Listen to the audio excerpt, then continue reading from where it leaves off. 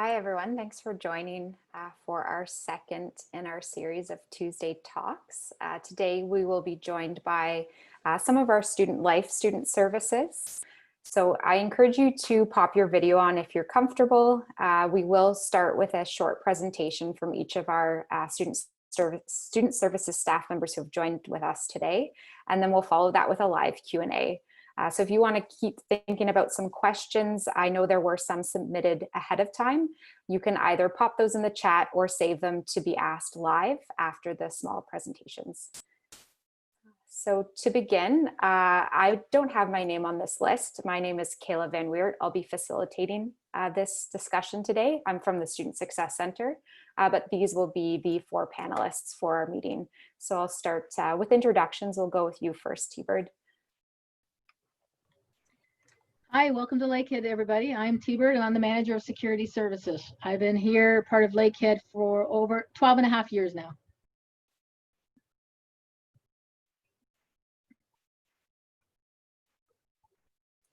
And Cam? Yeah, okay, I wasn't sure if you were gonna cue me or if I should just go, but No yeah. worries. Hi everyone, I'm Cam. I'm the Residence Life Coordinator here, so I'll talk a bit about myself in a bit, but mostly I'm here to help any student living in residence. I manage all the RAs and everything, and I have not been here for 12 years, so.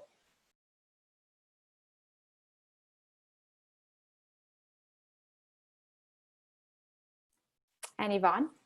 Hi, my name is Yvonne. I'm a second year media student at Lakehead University Orillia campus, and I'm really excited for today's meeting.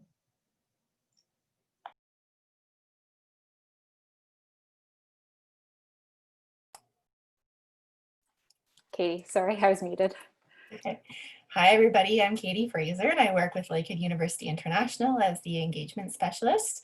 But just because I'm with the international department doesn't mean that I don't work with our domestic students. So I've been with Lakehead hanging out since 2007, actually, when I was an undergraduate student. So I look forward to talking with you all further today. Thanks, everyone. So just before we begin, we just wanted to highlight our two campuses in Orillia. On the left, we have our Heritage Place. So anyone joining us who is an education student, either in the 6th year or the 2-year professional, you will spend some of your time at this building. And then on the right, this is our main campus. So all of our student services, all of the staff who are here today and part of our other series, we're located on the main campus. And you can find us in either of these 3 buildings.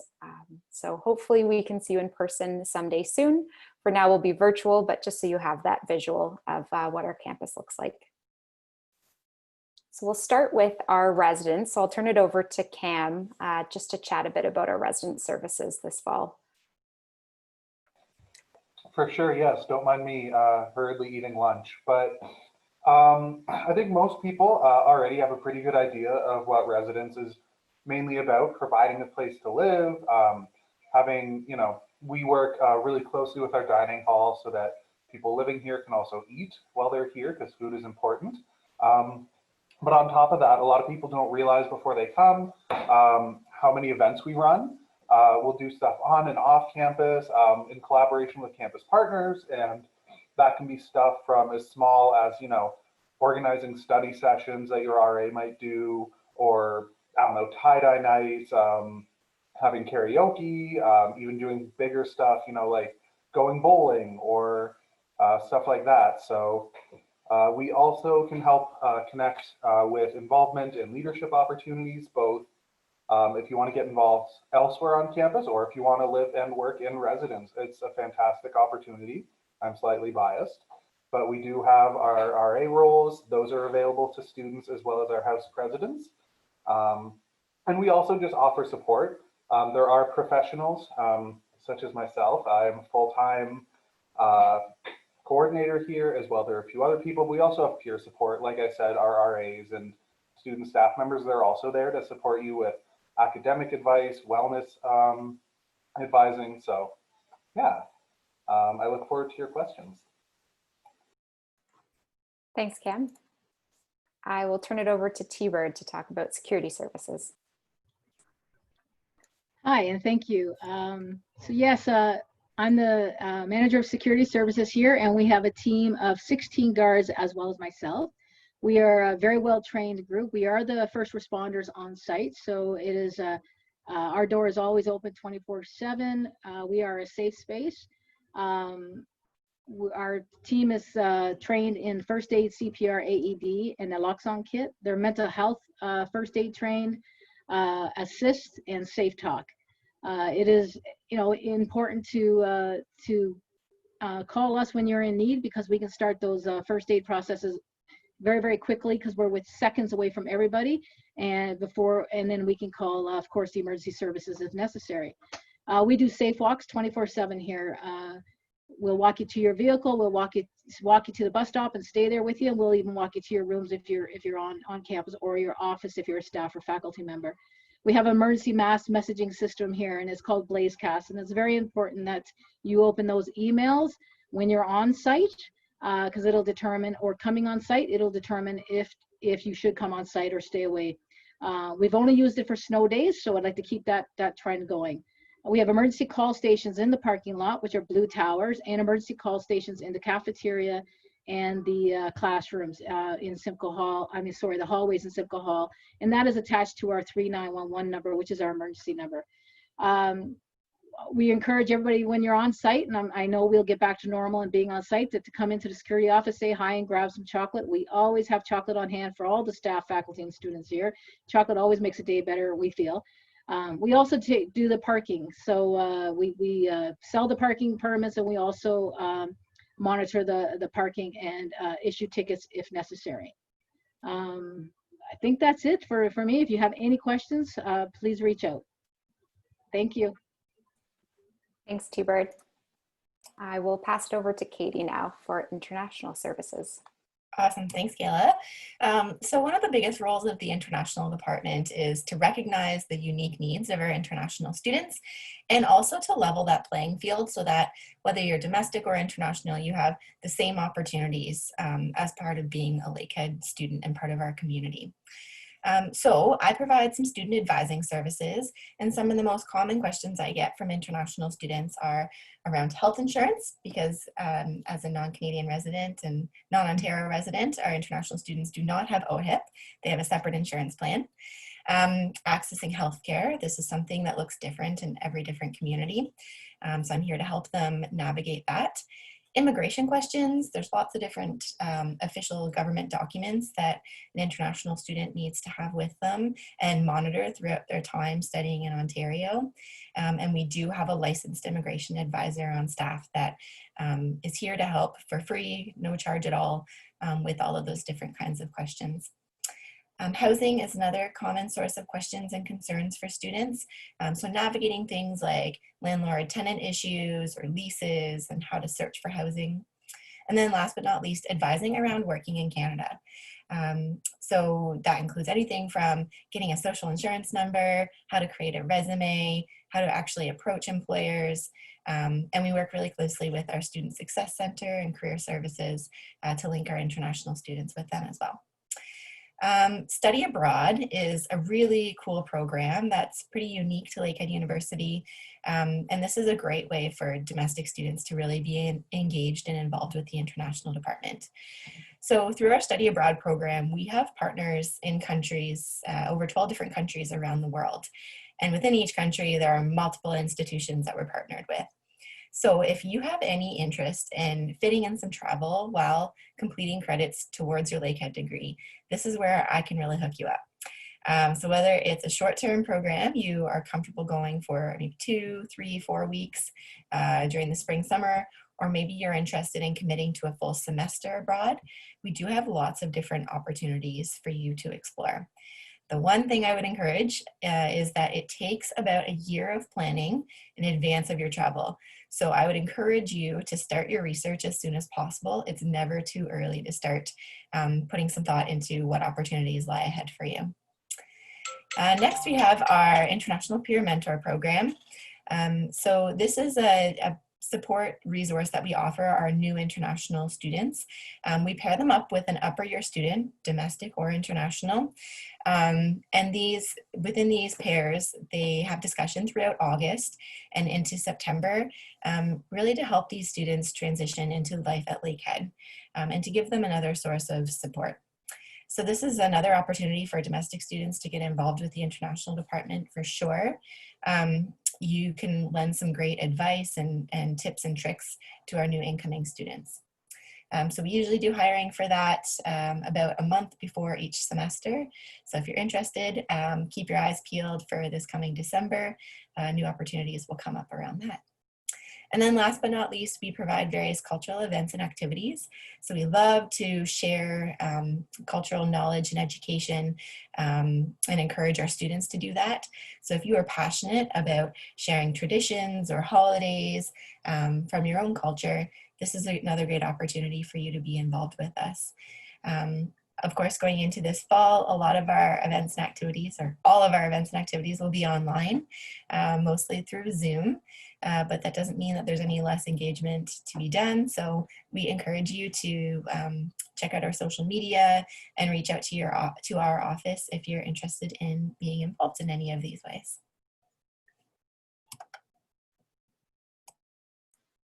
Thanks, Katie. I just wanted to throw this information sheet up here. So after hearing from residents and security and Canadian International, I just wanted to put this up. If you wanted to write this down as well, this presentation will be shared afterwards. It is good to have this information written somewhere where you can access it. A lot of questions will come up this fall and over the time that you spend at Lakehead, and finding this information can sometimes be difficult. So we encourage you to write it, access our services when you have those questions throughout the year. Sort of the purpose of this meetup today is to just connect you with a face for that department, so that when you have a question, you know who to contact and what we look like and how we can help you. So that is the end of our short presentation. We really just wanted to connect with you and introduce the services that we offer here at the Orillia campus. So we will move into a Q&A, but before we do that, I did just want to quickly turn it over to Yvonne. Yvonne is one of our students, has experience accessing our services. So Yvonne, I just wanted to ask you, of these services, which ones you've accessed in the past, what sort of experiences you've had with our staff here at Lakehead, and any advice that you have for our incoming students this year, if you don't mind. So last semester, I actually stayed in residence for about 3-4 months, and it was really nice. Like, class is just around 3 minutes away. I just get out of the room and then I'll be like, have like 5-minute walks to class. And everyone in residence was really helpful because I'm like totally new in Canada. So I had a lot of questions, and I'm so glad that people like I was so helpful about that.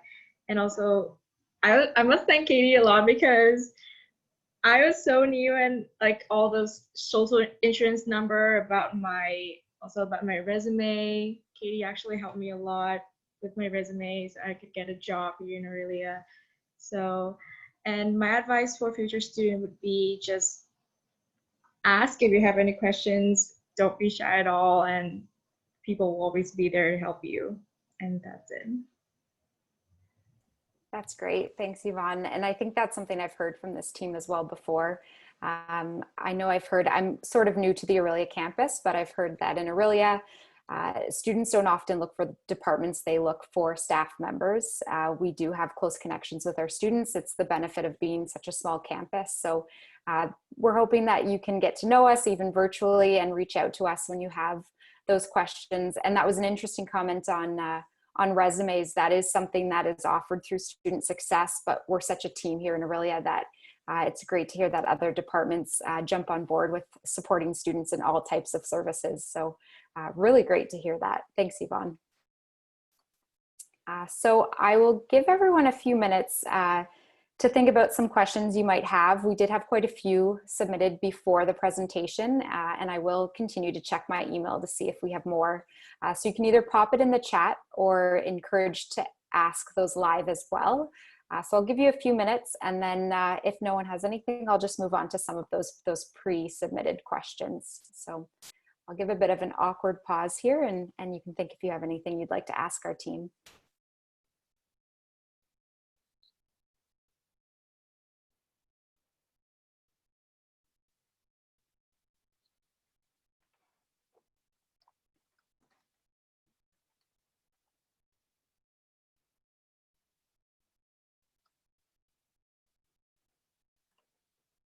Okay, so I think what I'll do then is move on to one of the pre-asked questions.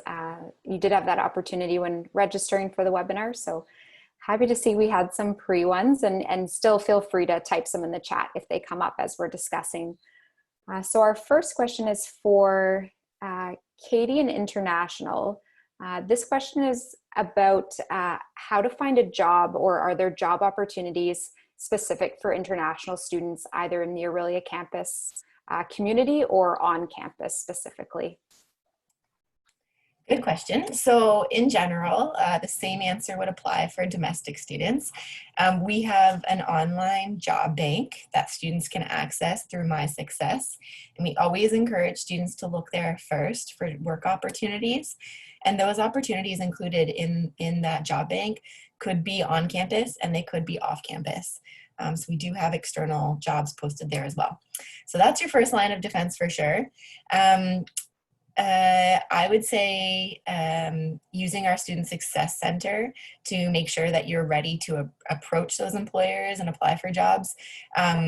So making sure that your resume is completed, that you have a great cover letter, and that you're ready, prepared with some interview skills. That preparatory work is always really key when you're on the job hunt. And then as for working on campus, I have had domestic and international students working with me in the international office specifically. During the spring and summer is when I hire the most number of students. And that is because during those months, not this summer because of COVID, but in previous summers, we usually have lots of short-term language programs happening at the campus. And we have students come from countries like Mexico, China, Costa Rica, and they study with us usually for about a month. But in addition to their classroom time, we also offer a lot of social activities, and we want to teach them about our community and what Orillia is like and what Ontario and Canada is like. And so to help me with that, I often will hire 2, 3, 4 students, whether it's domestic or international, to help me provide that specialized programming to those groups. So if you are looking for jobs in the spring and summer months, we usually start recruiting for those positions around April and May.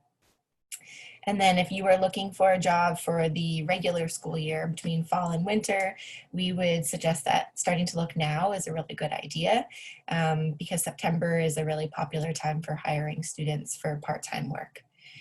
So the one caveat I would say is if you are an international student and you plan on getting a paid work position, you do need to ensure that on your study permit, you are allowed to work. So you can check in with our immigration advisor if you don't know how to check for that. And then as Yvonne had mentioned, you do need a social insurance number to work in Canada. And that allows you to earn money and be paid. So if you're an international student, reach out to us. We can definitely help you navigate some of those things. And maybe I'll ask Yvonne, do you want to share what you've been doing for work, Yvonne, if you don't mind? Currently, I'm a nail technician at a salon here in Orillia. And how did you find out about that job? I just directly called the salon and asked if they need an employee, and I applied for the position. Yeah, that's awesome. And Yvonne did this because she has some specialized skills that she already had. And so I think that was a great initiative to define a job that you feel you're qualified for, and then find a potential employer and reach out to them directly. It never hurts to ask the question. So I would definitely support that approach as well. Thanks, Katie. And there was another question that I could have added to that, which was about limitations on study permits. Is there a limit on the amount of hours that an international student can work while they're studying?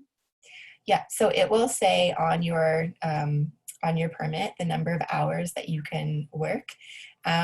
So in Canada, full-time hours are about 40 hours a week, and part-time is less than that.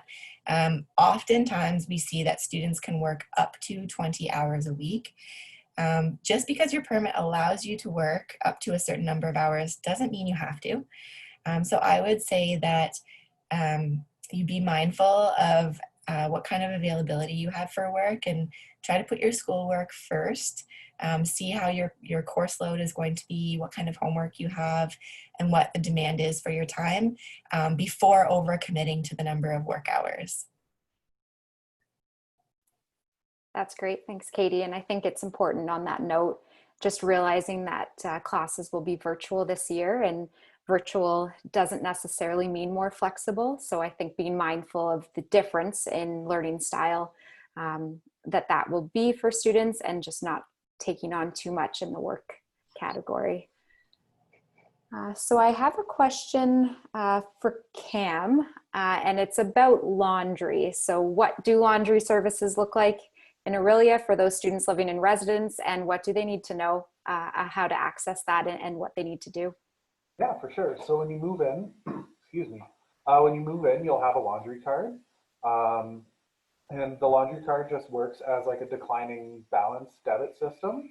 So we have a machine in our lobby. You just slide the card in. You can say add however much you want. It's actually a brand new system. It used to be this really complicated order online and then load it up and then get a code and all that.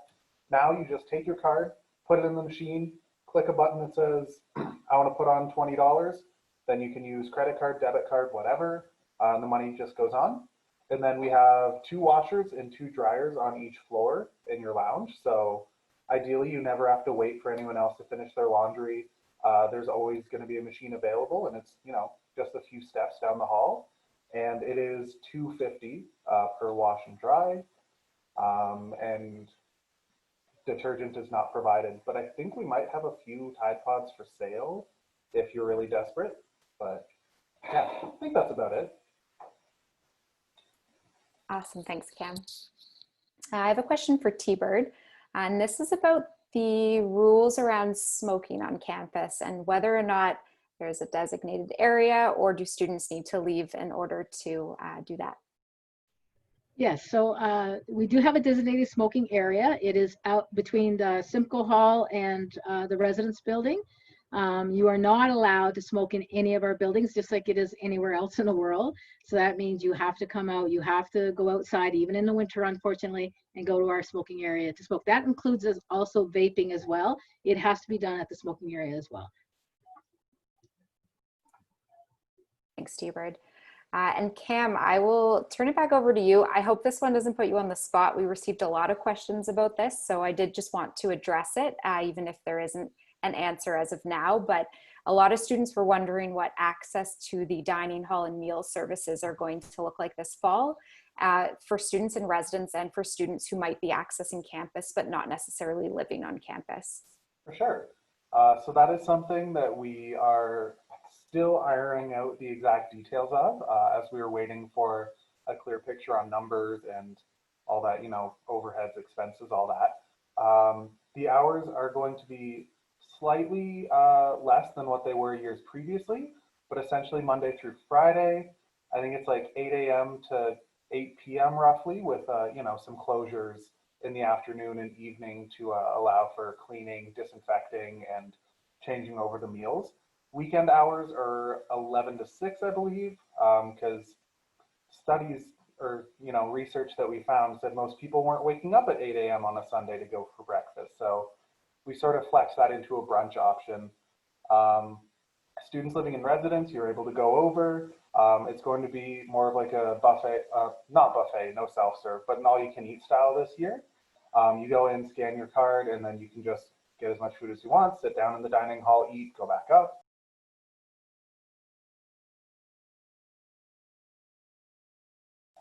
I was muted. As to everyone else on campus, they have the option to walk in and then just pay out of pocket.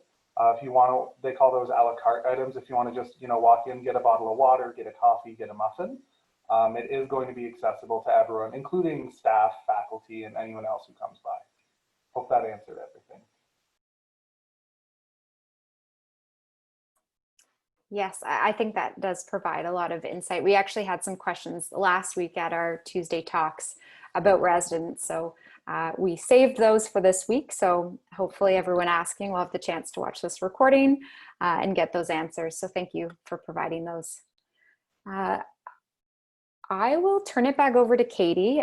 This was a question that we actually had last week for our Indigenous Services Department, but I think it pertains to international as well.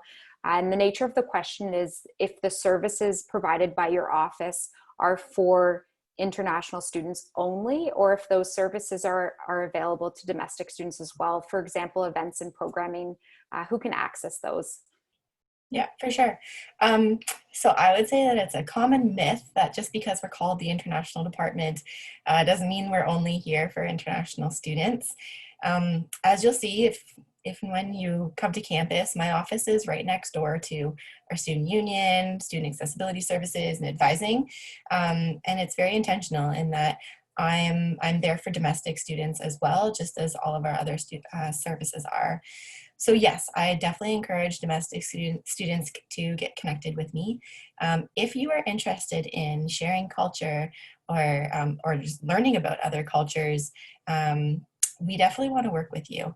It's a really great opportunity for Canadian students to learn from our international students, but also for Canadian students to share their culture and Canadian traditions with international students. There's a great opportunity for some cross-cultural learning for sure.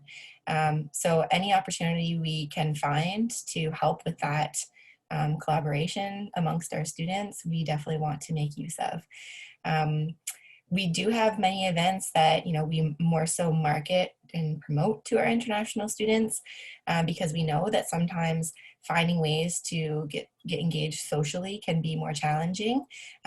If you might be, the only person from your community arriving here and it's more difficult for you to find a social group, we want to help you try and overcome those barriers. So rest assured that if you ever see an event that you think might be just for internationals, it's definitely worth checking out. And if you have any questions or ideas, we always welcome those as well.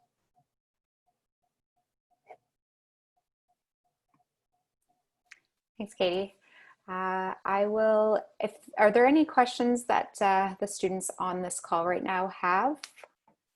After hearing some of those other questions, has that prompted any questions from you?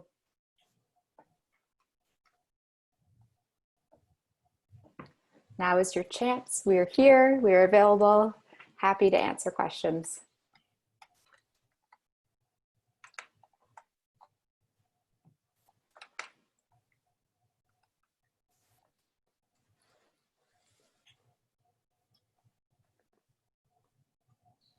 Okay, I will ask another one then of T-Bird this time about what types of health issues the security team can provide care for. I know there is a lot of training, so maybe just speaking on that. Yeah, certainly. We can provide CPR for almost all scenarios. So we're trained in mental health first aid. So yes, we got both safe talk as well as assisted mental health first aid. We are also fully trained on the AED and CPR and ventilation. So dealing with breathing issues, heart attacks, anything like that, we're very well versed on. But we're also very capable of splinting an arm or putting bandages on, and a lot of bandages we go through. We also do blood pressures and temperatures when we deal with any situations to pass on to EMS if necessary. So yeah, we're quite capable of handling a lot of situations, and we have lots of experience under our belts in all the years that we've been here, and we've always come out on top and always want to keep that record going. Great, thanks, T-Bird. And are there any opportunities for students to get involved in anything, any sort of campus response teams on campus, or? So basically, we do take people on. It's not a paying position, but somebody that wants to help out and get to know us and shadow us. Yeah, we always give that opportunity. We've had a few students from Georgian who've done placements with us, they've shadowed us and watched us how we did things, answered calls, and monitored cameras. We have lots of cameras here. So yeah, any students that are interested in maybe policing, security, or in policing, yeah, you can come and shadow with us a couple days a week, depending on your schedule, when we're back to norm, of course. And yeah, there's always that opportunity. We're always looking to bring people into the fold, especially from Lakehead. That's great. I'm glad that question was asked. I didn't know there were opportunities with security, so that's great. Okay, actually, this question is for Katie, and it's about quarantine rules specific to Lakehead for students coming to Canada. So if that looks different than the rules by the Canadian government, specifically for students maybe moving to residence. Yeah, sure. So Lakehead International is monitoring government guidelines, provincial and federal, very, very closely. We do have a lot of directives that we're being asked to follow. So you can bet that we've definitely been implementing those and making changes as needed as we get closer to the fall semester. So if you are an international student, regardless of whether you're going to Thunder Bay or Orillia, we do have a welcome package that you would have received earlier this summer. And in that package, there's a lot of detail around what your arrival process and immigration experience would look like, including that quarantine piece. So we do have a website within the Lakehead website. I'll put the link in the chat box following my explanation. But on our website, you can read the entire quarantine process and what your requirements are. We do require that students let us know prior to coming to Canada so that we can ensure that we are providing you with transportation right from the airport to your place of stay so that you can have direct transportation to your quarantine location. We do pay for that service, so we cover the cost of it and arrange it for you. And we do have our staff that will be doing call check-ins with our students in quarantine every single day. So we want to make sure that you're staying healthy and well during that time and that you have all the information that you need. So we will call you each day to ask you questions about how you're feeling, if you've taken the self-assessment and whether you have any health concerns that way. We'll talk about where our COVID assessment centers are in case you should have concerns. We will tell you about the different emergency services and supports that are available to you so that you can ensure that you are staying connected and are just a phone call away from any supports that you should need. And we will be checking in throughout the entire 14 days of quarantine. So I think I'll leave it there and hopefully that's answered some of those questions, and I'll put the link to our quarantine checklist in the chat box now. Thanks, Katie. And do you mind also including the email address for our immigration advisor? I know you mentioned her earlier, so having that information as well. And on the topic of quarantine, maybe I'll pass it over to Cam and just clarify if there are any rules about quarantining for students who are moving into residence, not necessarily from outside of the country, but from elsewhere in Canada. Do you have any regulations in place? And also on that note, what are the opportunities for students moving into residence when they arrive? Are there any events being planned on campus in person, or is it just the virtual events that they'll be asked to attend? For sure. So as far as quarantine goes, any domestic student, anyone coming from within the country does not need to quarantine, I believe. But if you are going to have been outside of Canada, please let us know so that we can make those arrangements for you to arrive early, because there are in-person events once you move into residence. Your RAs will be having floor meetings in a multitude of ways. Some of them might try to be in person, spaced out in the backyard. Some might be over Zoom. It really, depending on what students are interested in and how the RAs want to run things, but there are orientation events regardless. Some of those are going to be in person. We will also be working with Lakehead University Students Union to deliver some virtual programming, but yeah, sorry, I forget if I answered the whole question, but. Yeah, I think that answers it. I also love that you called it the backyard. That's just a really nice personal touch. But yeah, that's great. And I mean, the contact information, I'll just quickly go back. If students do need to get into contact with residents, I'll throw that email address up there for a few minutes if students have questions about coming to campus. And then I just have one last question, and then I'll give a few moments if there are any other questions from anyone on the call. But it's for security and just questions around if the campus is open for students to come and use spaces and what that looks like. Do they need to connect with you, or can they just show up? Do they need to show a student card? Those sorts of questions. So yes, our campus is always open. Security's here 24/7. We do allow late studying in the commons. All you have to do is just say hi to the guys at the front desk at Student Central and go on. And even at this time, during this pandemic, we are still open to students. We've never shut our doors. We allow students to come on and do their online courses, especially for those people who don't have great Wi-Fi or live outside a residential area and they have very slow internet. They come in here, and they still are. Every day we have at least somebody in here doing classes or on our computer, so that you're always welcome. This is your school. Lakehead belongs to you for the years that you're here. So we're never going to shut the doors on you unless it was absolutely for your safety.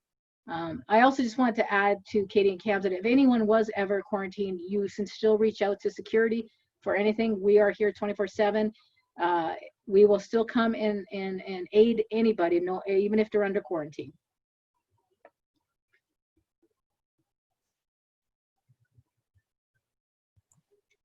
That's great. Thanks, Steward. I appreciate that. I know that there have been questions around the opening of campus and if study spaces are available to students. And I think we might talk more about it in our Tuesday talks next week, which I will take the opportunity to plug. It will be academic services. So the library will be attending that one, and there may be more questions for Chris next week. But if students on this call are interested in learning about academic services and what those will look like virtually, I will be speaking about the Student Success Center. We will also have our Student Central professionals available for course registration questions. And then our library services and what that looks like virtually will be next week. So I'll give you a few more moments if anyone does have questions they have for us before we wrap up today. I'll just give you a couple seconds to think about that.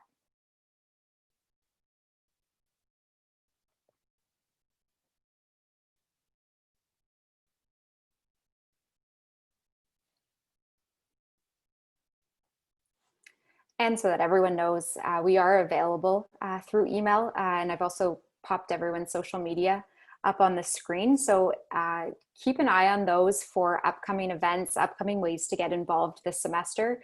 We will still be planning a lot of events, even though they'll be virtual. So stay connected and reach out to anyone on this call if you have questions throughout the semester. You might not have questions today. The school year has yet to begin, but I'm sure once you start those courses on September 8th, those questions might start coming. So don't hesitate to connect with anyone on this call, and we'll answer your question as best we can or get you in touch with the right person. So I will end the Q&A there, but I will just pass it over to Katie before we sign off here. She has a bit of an orientation story to share. Since orientation is upcoming, I'll pass it over. Thanks, Kayla. So before we sign off today, we thought we'd take just a moment to share a little Lakehead tradition with you. We want to welcome you as new Thunderwolves as part of our wolf pack. And the tradition we want to share is about the story of the silent Thunderwolf. So once upon a time, back in the day, we had a group of our Orillia orientation leaders together at their training retreat. And they wanted to come up with a symbol that showed solidarity amongst Lakehead students. And so what they came up with was a silent thunder wolf. And so they chose to use it, whether it's in photos or even, I don't know, through the community. And one of the ways that it started to show up was actually through athletics and some of our sporting events. So as Lakehead, members of the Lakehead community, we take pride in